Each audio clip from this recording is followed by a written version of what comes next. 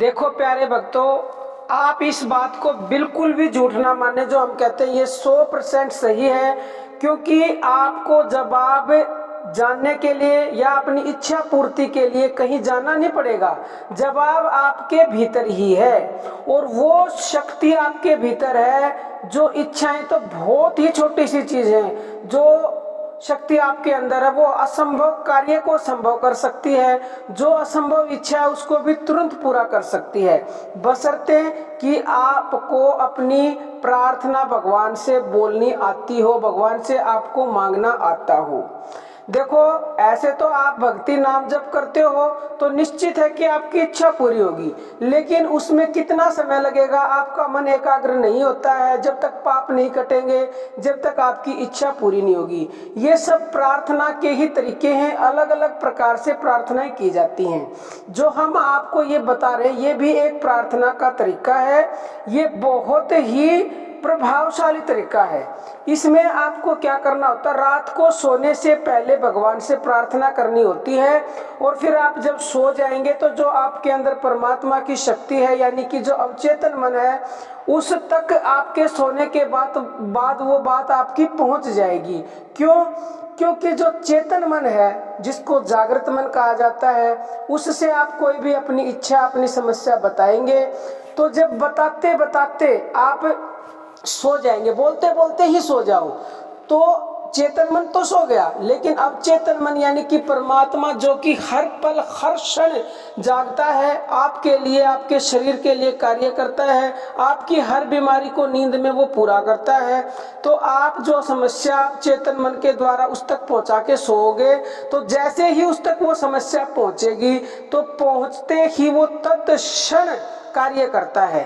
और रात को आपकी इच्छा ऐसे पूरी होगी, रात को ही सोने के बाद आपको स्वप्न में कोई ना कोई संकेत अवश्य मिलेगा कि इस प्रकार से आपकी इच्छा पूरी होगी। जो भी आपको संकेत मिले सुबह उस संकेत को फॉलो करें, यानी वैसा ही करें, तो निश्चित ही आपकी इच्छा पूरी होगी। अगर बहुत से मनुष्य संकेत नहीं समझेंगे तो फिर उनकी गलती है।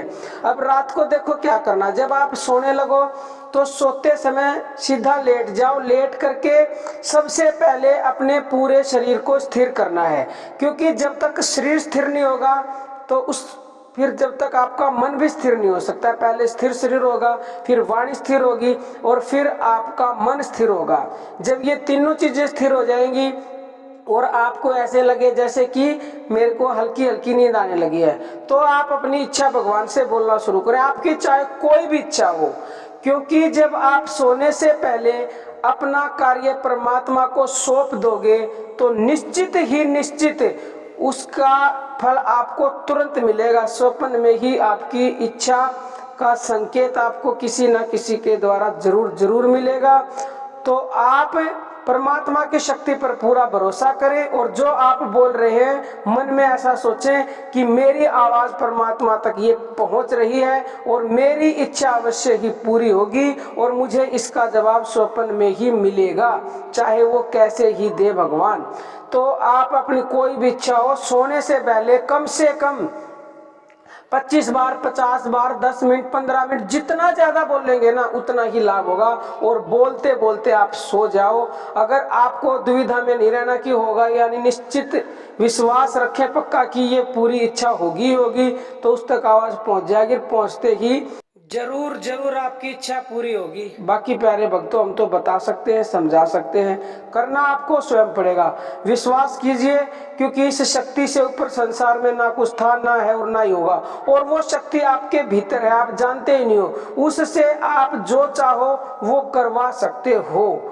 अब वो आपके ऊपर निर्भर है। अगर देर लगती है तो आपकी कमी के कारण ही देर होती है, क्योंकि आप ऐसा सोचते हो कि पता नहीं ये होगा या नहीं होगा, इसमें तो बहुत सारा समय लगेगा, समस्या बहुत बड़ी है। प्यारे भक्तों, आपके अवचेतन मन के लिए यानी परमात्मा के लिए कोई भी समस्या बड़ी नहीं है, उसके लिए तो पलक झपकने का ही कार्य है।